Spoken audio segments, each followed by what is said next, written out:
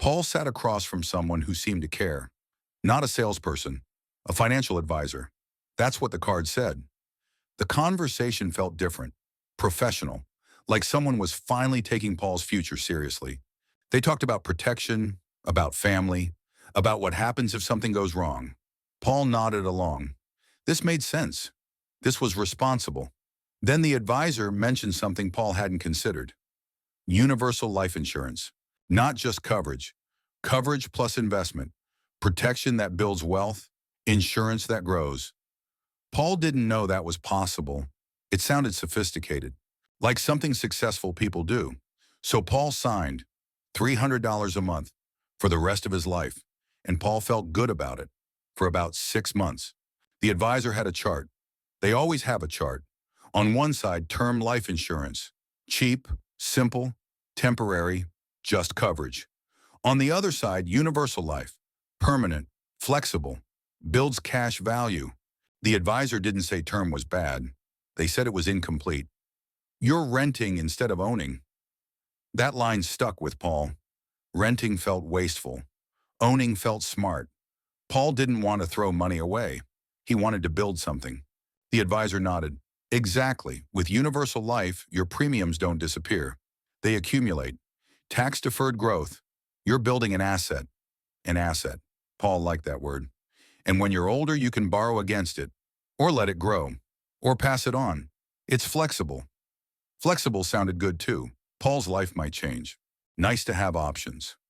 Term insurance expires, usually right when you're older and insurance gets expensive. Universal life, you're covered forever. Forever.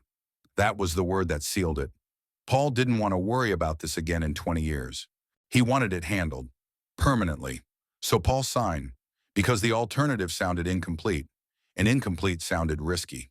Paul pays $300 a month. That's $3,600 a year. The advisor showed him term life too, just for comparison. Same coverage amount, $500,000. Term cost $40 a month, but that was just insurance.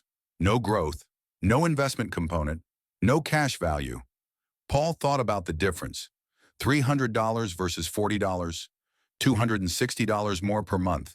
That's the investment part, right? That's what's building wealth, except it's not. Here's what actually happens to Paul's $300. A chunk goes to the actual insurance cost. That part is comparable to term, maybe $50 to $60 for someone Paul's age.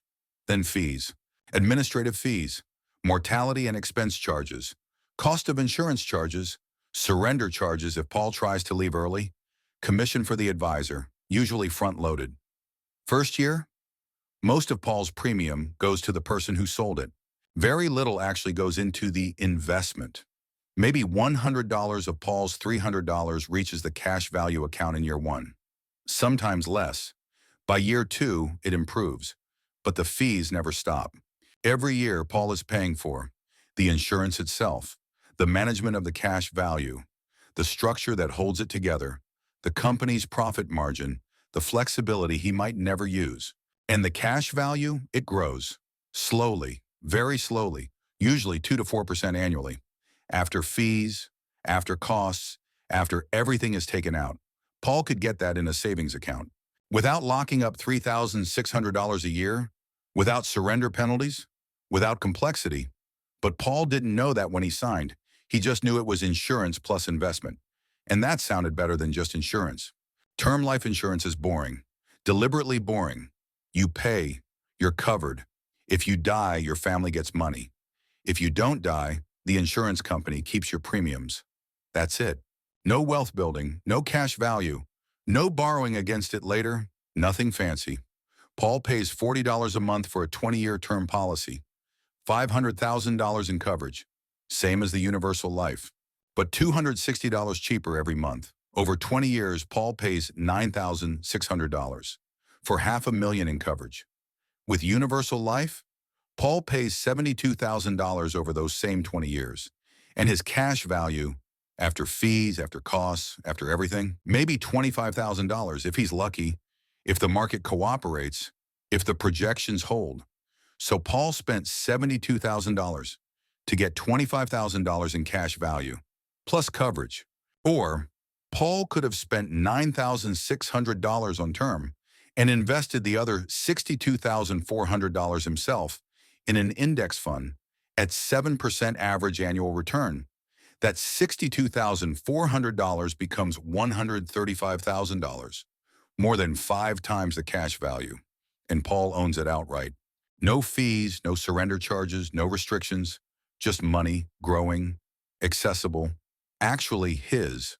But Paul wasn't shown that math. He was shown a chart. That made renting look wasteful and owning look smart. Paul doesn't need life insurance forever. He needs it now, while his kids are young, while he has a mortgage, while his income is the thing keeping his family stable. If Paul dies in the next 20 years, his family needs money. To pay off the house, to cover expenses, to replace his income while they figure things out. That's what insurance is for. After 20 years, Paul's kids are grown. His mortgage is paid off, or close to it. He's built actual wealth, retirement accounts, investments, savings, equity. If Paul dies at 65, his family doesn't need an insurance payout. They need access to the wealth Paul built. That's the goal. Self-insurance through actual assets, not permanent coverage through expensive premiums, but permanent sounds secure. It sounds like planning ahead. Like Paul won't have to worry about this again. Except, Paul is worrying now every month because $300 is a lot, and it's forever, or until Paul can't afford it anymore, which happens more often than the advisor mentioned. Universal life is flexible. That was part of the pitch. Paul can adjust his premiums, pay more some years, less in others, borrow against the cash value if he needs to, use it for retirement, or pass it on. Options, flexibility, control, accept. Paul never adjusts his premiums because adjusting means understanding the policy, and the policy is complicated. 70 pages of fine print, illustrations that change based on assumptions, projected returns that aren't guaranteed. Paul doesn't touch it, he just pays. Every month, $300, automatically. And the borrowing option? Paul could take a loan against his cash value, but it's not really his money. It's a loan, with interest, from his own policy. If Paul doesn't pay it back, it reduces the death benefit. So Paul is borrowing his own money, paying interest on it, and risking the coverage his family needs. That's not flexibility. That's complexity disguised as a feature. And the retirement income option? Paul could stop paying premiums later. Let the cash value cover the insurance costs. In theory, if the cash value grows enough, if the fees don't eat too much, if the projections hold, but projections aren't guarantees. And when they don't hold, Paul has a choice. Pay more or let the policy lapse. After decades of payments, after all that money, gone. This is what happens when insurance tries to be investment. It becomes neither, just expensive. The advisor was kind, professional, seemed genuinely concerned about Paul's family. Maybe they were, but they also got paid. A lot. Universal life policies pay huge commissions, sometimes 100% of the first year's premium, sometimes more. Paul paid $3,600 in year one. The advisor likely made $3,600 from one sale, from one meeting. Term life? The commission is smaller, much smaller, maybe $100, maybe $200 for the same meeting, the same time investment, same client. So which one do you think gets recommended more often? Paul thought he was getting unbiased advice. He was getting a sales pitch, wrapped in concern, delivered with charts, backed by credentials, but still a pitch. The advisor isn't evil. They're doing their job. Their job is to sell products, products that pay well, and Universal Life pays very, very well. Paul didn't know this. He trusted the process, trusted the professional, assumed if someone had a fancy title, they were acting in his interest. Sometimes they are.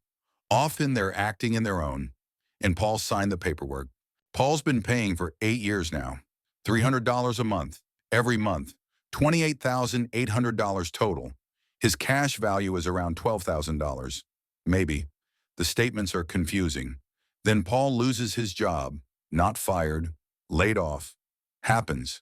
Suddenly, $300 a month feels impossible. Paul has savings, but they're draining fast. Mortgage, groceries, utilities, car payment, health insurance without an employer subsidy. Everything is essential, except maybe the life insurance. Paul thinks about stopping payments, just temporarily, until he's working again. But the policy doesn't pause. It's not a subscription he can cancel and restart. If Paul stops paying, the policy starts eating its own cash value. The $12,000 he's built, it covers the premiums. For a while, until it's gone. Then the policy lapses. After 8 years of payments, after almost $29,000 paid in, Paul gets nothing, no refund, no partial coverage, nothing. It's gone. If Paul had term insurance, he'd be paying $40 a month. He could afford that. Even unemployed, even stressed. $40 is manageable, $300 isn't. And the difference, that $260 a month he'd been saving and investing, that would be there, accessible, helping him survive this gap. Instead, it's locked in a policy Paul can't afford to keep. Paul was told the cash value grows tax deferred. That's true, it does. Slowly, at 2 to 4% annually. After fees, after charges, after everything. Paul's cash value after 20 years might be $40,000. If things go well, he paid in $72,000. So he's $32,000 in the hole. But it's tax deferred. That sounds valuable. It is valuable. For wealthy people with maxed out retirement accounts. For people who've exhausted every other tax advantage option. For people with overflow income. Paul isn't those people. Paul has a 401k he's not maxing out because he's paying $300 a month for insurance. If Paul put that $260 difference into his 401k, tax-deferred growth, employer match possibly, better returns, lower fees, more control, actual retirement savings. But the advisor never suggested that because that doesn't pay commission. The investment component of universal life isn't designed to build wealth. It's designed to make insurance feel like wealth building. So Paul feels smart for buying it. So Paul doesn't question the cost. So Paul keeps paying for decades. While his actual wealth building, his 401k, his savings, his investments, gets whatever's left over, which isn't much, because $300 a month is a lot, especially when it's buying something Paul doesn't need. Paul finally understands. This policy isn't helping him, it's draining him. He should cancel it. Buy term, invest the difference, start over. But he's already paid in so much, 8 years, almost $29,000. If he cancels now, that's gone, wasted. Paul can get his cash value, maybe $12,000, but that means losing $17,000.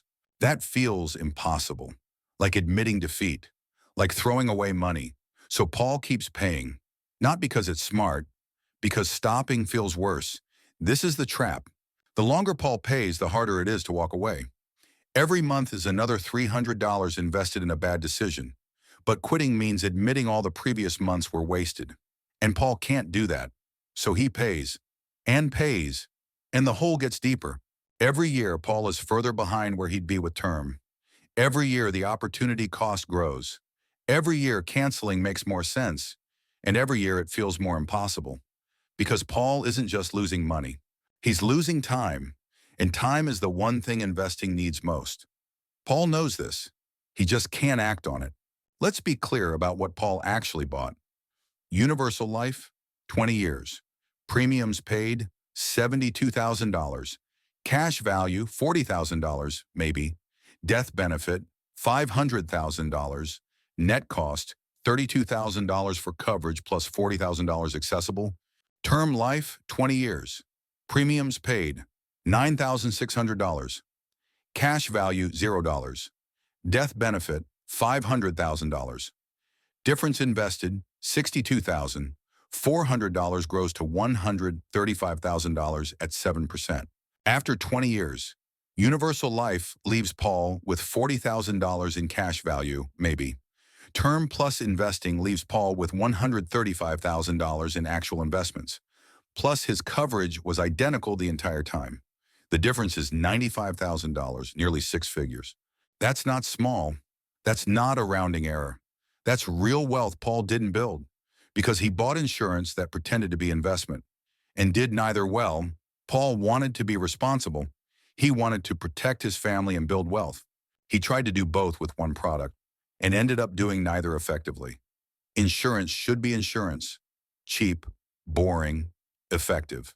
Investments should be investments: growing, accessible, transparent.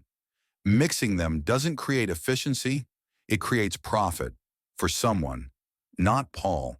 Paul isn't dumb. He didn't get scammed in the traditional sense. Nobody lied to him. The policy does what it says. It's just that what it says isn't what Paul needed. Paul needed coverage. Simple, cheap, effective. He was sold sophistication, complexity, flexibility, features that sounded valuable, but cost more than they were worth. This is how financial products work. The more complicated they are, the harder they are to evaluate. The harder they are to evaluate, the easier they are to sell. Because Paul can't do the math in the meeting, he has to trust. And trust is expensive. Paul learned something, though. Eventually, when something sounds too good, it usually is. Insurance that builds wealth, coverage that grows, protection that pays you back. It's all marketing, all of it. The product isn't designed for Paul's benefit. It's designed to be profitable to sell. And profitable to sell means expensive to buy. Paul wishes he'd known this at 32, when he signed, when he still had time to do it differently. Now he's 40, still paying, still wondering if it's too late to fix it. It's not, but it feels like it is. And that feeling keeps Paul paying for insurance he'll probably never use, with investment returns he'll never see, for a policy that made someone else wealthy, while Paul just keeps working. Paul still has the policy. For now, he's thinking about it, researching, running the numbers himself. Finally, maybe he'll cancel it. Maybe he won't, but at least now he sees it. The sale he didn't recognize, the cost he didn't calculate, the decision he can't undo, only learn from. Thanks for watching. We'll check back in on Paul next time. Another trap, another lesson. This is how money really works.